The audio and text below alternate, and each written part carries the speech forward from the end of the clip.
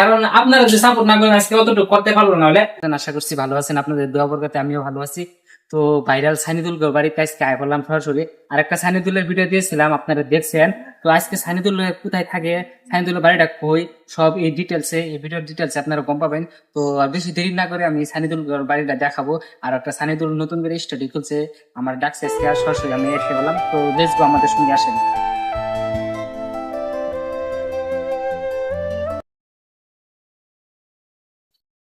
এটা হলে ওনাদের বাড়ি।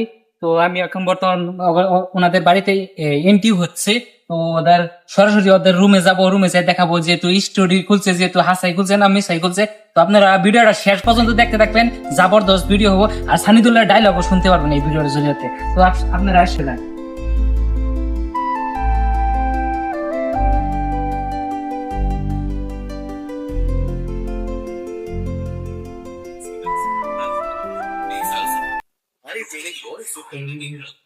তো ফাইনালি গাইস আমরা সানিদুল ভাই বাড়িতে আসে বললাম।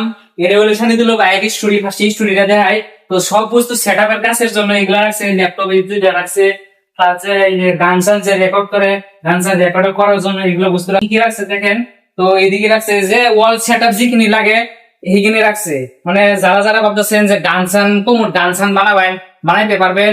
আর সানিদুলের ভাইয়ের গান গুলো খুবই ভালো লাগে। আর সানিদুল ভাইয়া বর্তমান যেহেতু সেট আপের সবগুলো সেট আপ লয়ে লইছে, মানে সব ধরনের কাম করবো, কোমর গানের থেকে আরম্ভ করে সব ধরনের কাম করবো।